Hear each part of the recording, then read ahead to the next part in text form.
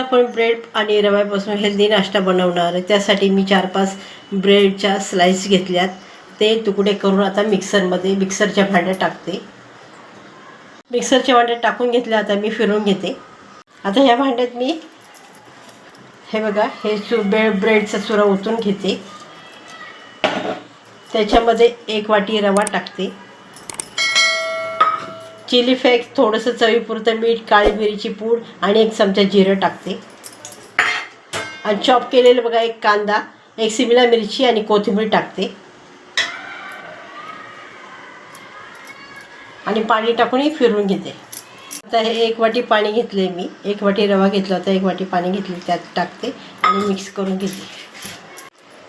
हे बघा 1 वाटी अगोदर पाणी टाकलं। आता हे 1 वाटी पाणी टाकते आणि फिरवून घेते। रवा बारीक होता म्हणून मी मिक्सरला फिरवला नाही, जाड रवा असता तर फिरवून घेतला असता। मिक्स करून घेतले मी। 10 मिनिटं झाकण ठेवून बाजूला ठेवते।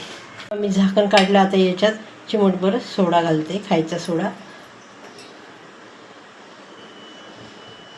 आणि मिक्स करून घेते।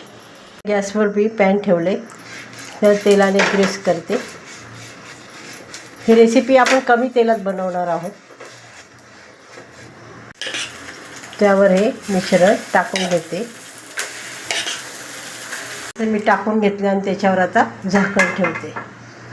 मी तीळ स्प्रिंकल करून टाकलेत आणि याच्यावरच थोडं थोडं तेल फिरवते आणि पलटी करून घेते। हे बघा पलटी करून घेतले। हे काढून घेते आणि दुसरं पण ह्याच पद्धतीने करते। तेलात आपण हेल्दी नाश्ता तयार करून घेतला। या नाश्त्यासोबत बघा पुदिन्याची चटणी आहे, छान लागते त्याच्यावर खायला। एकाचे मी पीस केलेत आणि एक तसंच ठेवलं आहे। रेसिपी आवडली असेल तर लाईक करा, शेअर करा, सबस्क्राईब करा। धन्यवाद।